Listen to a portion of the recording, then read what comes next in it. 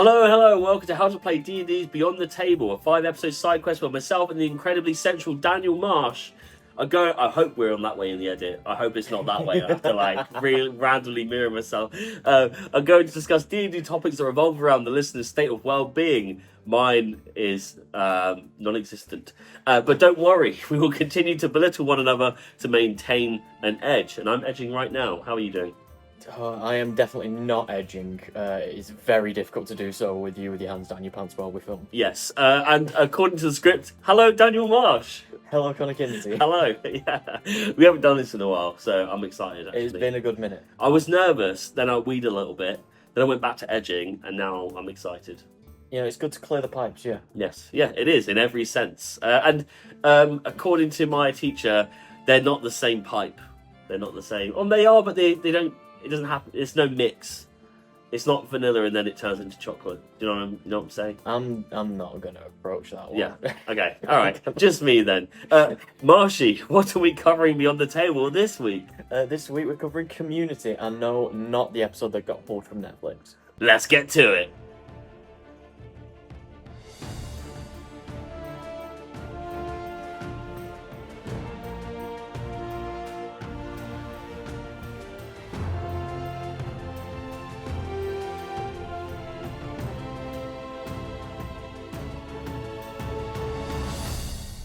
Okay, so this week's topic beyond the table is community. Arguably one of the most open and diverse communities in existence is the D&D community. Wouldn't you agree? I would actually. Yeah. Yeah, it's actually very pretty diverse. It's a very nice. It's not a box to tick. It's a postcode, maybe. And like a true community, when the world is burning over religion and politics, D&D players get together every 10 years to argue over the new rule book. I mean, that's very true. It's true. It's the only thing we disagree on.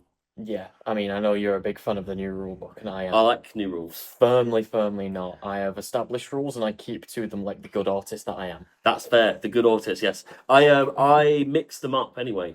I was mixing them up before they came into play, and then I was like, "Oh, this is another book I'll buy and not read," and then steal some ideas.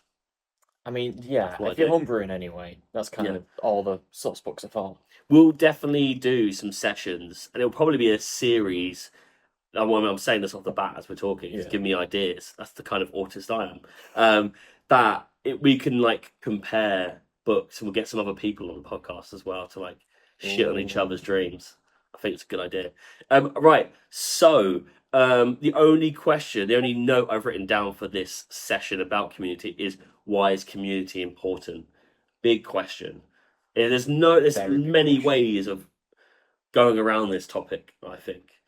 I would say the first thing that comes to mind is people as a group playing D&D rather than pockets. You got your Pathfinder players, you got your 4E players or 4.2 or whatever they play back in the day. Mm-hmm.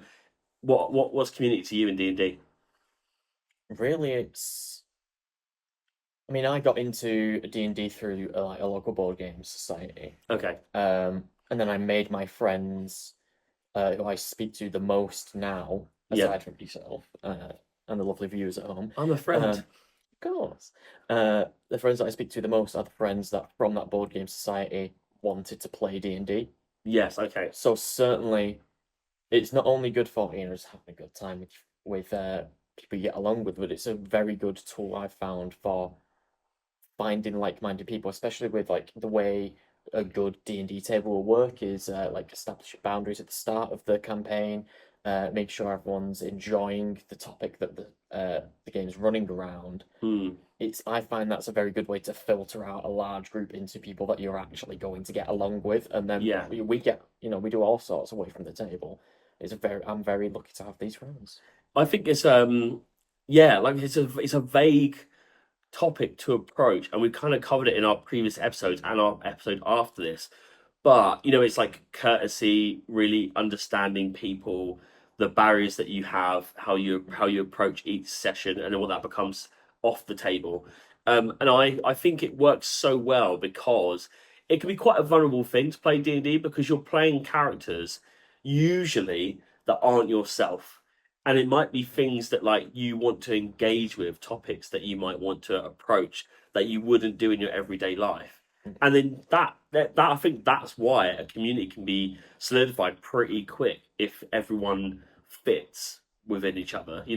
Because you appreciate the fact that you're giving a bit of yourself you might not in your everyday life. So I think that's why D&D overall can be really big. Like I think it can be, well, as we said in the kind of comedic entrance of like we only get together to argue over a new rule book. Yeah. Other than that, you're excited to even just fucking find players to play or a DM Oh, that yeah. will run it. So that you're desperate and there's not much options. So when you get together, you're like, brilliant, this is actually fantastic. It's very hard to come across people you won't play with.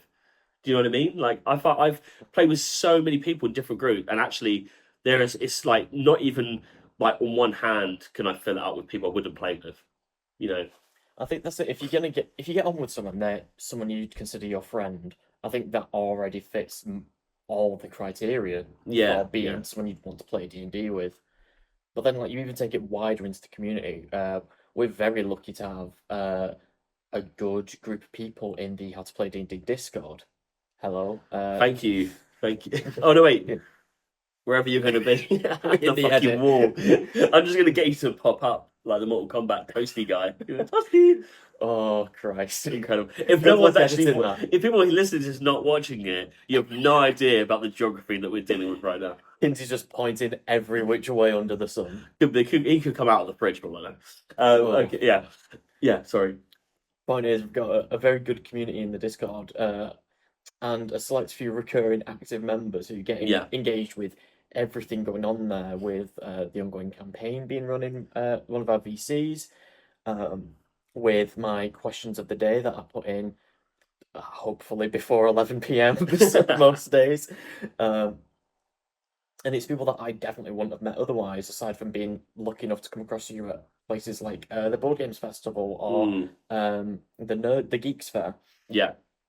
Uh, and it's these people that we really get along with online, and yeah, we wouldn't have met them if it weren't for the community that this game has given us. Yeah, there's so many ways to approach it, and like this is obviously this series is called Beyond the Table. Arguably, that community does. It's barely on the table because you don't run that much. Whoever's mad enough to manage to find a group to play every day of the week, obviously it just doesn't exist. So like most of the time, maybe me, I don't know, Maybe you. but most of the time it is all off the table. It is beyond the table. It's like you said, you're putting questions in the Discord. There's a Discord. There's a podcast. There are multiple Let's Play podcasts, and I've met people through that. Like personally through that at conventions, the conventions themselves. You go to your local store, people might be playing something. They see you're playing, they get involved. So it really networks itself in such a brilliant way because you're not going to find that anywhere else. And yet, so there are so many people who are weirdly intrigued by it and then see how easy it is to just have fun. Even if you don't understand what you're playing, it's fun. You know what I mean? I mean, yeah, it's the amount of people that have like seen me like fishing around in my tote bag, like putting my emergency dice on the side and be like, "What on earth is that?" when Yeah, I'm yeah. getting something out my bag, and it'll spark up a conversation. Mm. It's been excellent. Like it's been a brilliant icebreaker for me for meeting new people, but it's also like people who are trying it out for the first time. Have told me that it's been a way to like almost reconnect with the creativity they'd had in like their childhood. Yes, yes. Whereas, I mean, we're adults. The world beats us down. When I play It's with dinosaur toys at work, I get bullied and sent home hopefully not by your boss. by the HR lady. Sheila, Sheila, Sheila. let me Yeah, have my Triceratops. yeah, But no, it's like getting in touch with that creativity, and then that spreads through, and not only the people that you play the game with, but like people they speak to. yeah. Um, and I've found it's only been positive. And I've gotten some people who never would have approached this type of thing before to come Mm. to the table to try it out and then be interested in like other creative fantasy, sci-fi media, depending on what I've talked to them about, and be a lot more open with it. So it's I found it to be not only good at making friends, not only good at giving us this community of people that we enjoy spending time with and engaging with in different topics online, but also giving people permission um, in our groups to be more open and be more creative. Yeah, I think a lot of people just kind of like unconsciously really appreciate how much creativity can go into it. There can be people at a table that aren't creative at all and they really love the maths of things. And then they might not talk about it, but they're at your table because they're enjoying what you're running, hopefully. And or you're at their table because, they like the fact that you're very creative and you do things they won't think about. And there's this kind of like hat tip of you don't really talk about. You might not even think about it unless you're discussing it on a podcast. That there isn't that much creativity in the world as an adult, and then you can be silly and do different things. And I think one of the biggest apprehensions I've found from new people who are interested in playing is literally them thinking that it's one type of game, and you have to have like a certain intellect to play, I'm fucking shocking at maths, and that's actually why I didn't play for many years. But like people think that I like me for many years didn't play because I thought it was all about calculating things, and it doesn't have to be that at all. Like it helps if there is someone at the table who can do quick maths, but do you know what I mean? And so like That's the only reason you brought me along. 100%. I needed the ultra ought. You met me, had me do a quick GCSE maths quiz. Perfect. It was all wrong because And I here can't I read or am. write. Yeah, yeah, exactly. You wrote your name. I was impressed. You got the job. I stamped the table, not the piece of paper. But yeah, that kind of thing, the apprehension of thinking it can only be, a lot of things in the world are narrow-minded. There's only an A to B, and will definitely be once again another topic I'm now thinking of, like talking about the open license would be a big one, because it's literally just a word. Like D&D is literally a word, and it can be fucking anything. Like, and that's what's so good about it. When people realize, as long as there's someone who can kind of direct you into what you fancy doing. There's this joke in my campaign where in our local store for I have no, and we might have even talked about it on the podcast before. For absolutely no reason at all, there is a set of miniatures you can buy, and it's just a gas station. It's petrol pumps like a curb. Not even a car is involved, and it's just like a play set for a gas station. Nothing else in the store makes sense to this, and the actual company who've made it, they don't have any other products in the store that match that. There's not even a game that's attached to in store you can buy separately. So we keep going on about how my campaign will eventually just go into the future and be a gas station. The fact that players are making that joke, but it fucking can be. And so, like, do you know what I mean? It's if you can find someone who can direct you into like this tree of branches that can go anywhere you want, and they can do it in a believable way, or even if you don't want it to be believable, it's fun. It can be done, and that's what's so good about it. I think that's why the community can be so big and can come together very quickly to argue about the new rule book, because it's like that's kind of putting you in a bracket, and when people don't want that. It's so open, it doesn't require it. This is it. I mean, as well, you see, like, you've got all these different branches that this creativity lends to you when you play D&D, but like the people you meet as well, I think you can take that away. I've spoken to people who've used the table as a way to explore things like their gender identity, their sexuality. Um, it's a strange thing. I mean, my table, in particular, my party is exclusively queer. Right. But there seems to be a magnetism from the game to queer and or disabled people. Right, yeah. Massively so. In D&D in general. In D&D in general. Yes, yes, But I yes. think that's very good in terms of people who might not know. In particular, like people, Yeah. I've had friends who are like undiagnosed neurodivergent, and then through speaking to me about D&D and speaking to me about work, have been like, oh, you have a lot of shared experiences. I'm going to go get screened, and then and now on like 2 years later on like medication and getting support that they need, Right, and yeah. haven't had for like the last 30 years of their life. Yeah. Or people who've realized they're trans because they've been able to express that through a character and realize they like it a bit more than the average person probably would if they came to the table. And separate to it being at the table, sorry, with like, they're expressing it through a character. It's through the people The around you circle there that makes sense as well. And then for these communities as well, those support links are key. Yeah. And having that circle that you've then like very easily made. I mean, every party is typically 4 or 5 people. Yeah. That is a strong support circle. Yes. If you're comfortable with these people, and I would hope that you are. And like in our ironically, like we're in a kind of a way more modern world than we were, but there's still almost no support, or at least no obvious direction for whether it is like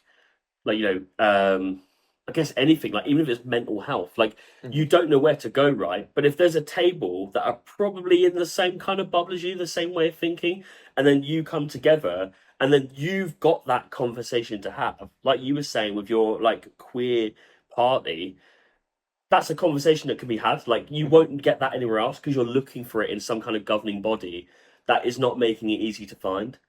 Do you know what I mean? Like, so that must be so beneficial to have that. I mean, my table it's wild in the sense that it is guys. We've had people come and go in it, but there's nothing that kind of locks people down with like, oh, there's this one group of people. We are very different. Like, so I would say I wouldn't say I've not been lucky to have a specific group of people who can have those conversations. I don't think that really happens at my table, but you see that at every other table in where we play at our local. Do you know what I mean? Oh yeah. People who I would never have come across otherwise. So it's so nice to share that, even if you never talk and you're back to each other every Monday in a store. You know, so it's it's a lot to unpack. We should have maybe done a community D&D as a full series. Oh, we could have done, but I can guarantee 3 out of like 8 episodes, we'd get them filmed and then we'd run out of material 100%, so fast. 100%. Do you have anything else to offer? We're at like the 17-minute mark. That's pretty good. Pretty good. You know, it's pretty good. I think this is a good place to end it rather than go rambling on. True, yes. Incoherently. It's That's very, what very you usually do. positive session. Very positive episode, I'd say. Yeah. Obviously, we usually do this bit at the end, but like, you know, there is a massive range of groups there to help find out. I think we talked about in previous episodes as well, but like there are so many Facebook groups and Discord channels, and I don't mean advertising our podcast one, but you know, Although you should check us out on every social media and 100%. Discord and engage with us more. And we will, and I will say that very fast in a second as well. But I moved to Manchester having never played, needed friend group because I'm a bit older. I work in a job that was fully remote, so I have no way of making new friends. And then I was like, D&D local store, found one. There's a Manchester role playing group. There's a Manchester D&D group. You go in there. There's D&D groups there. So definitely, it's not as hard as you think to find groups. Whether you find the right group for you, different because everyone has different like reasons they want to join or can't join or whatnot and times. But it's there. It's open and it's all around the world. And the great thing about D&D is also online. So this is true. You can't play most board games online. Well, board game simulator tries. It's not the same. It's not the same. Monopoly on the PlayStation. It's just not as fun. Not as fun. No. If I can't see you crying in front of me when I take your money and rub your tears with it, why bother? You can't change the rules at Uno online to benefit you. To benefit you and get that easy win. Yeah, 100%. You can't suddenly make up the +4 stack. Yeah, yeah, as you go, even though Uno are wrong about that. All right, today's adventure has sadly come to a close. We are back again next week with the topic, what was a light bulb moment called before the invention of electricity? And as always, thank you for tuning in. And if you like joining the D&D action, then please follow us on Instagram at HousePlayDND. I must sound mental every time I say those. Or check out the link in our bio to join our Discord server. I've been Connor Kinsey. And I've been Daniel Marsh. Good day. Thank you very much.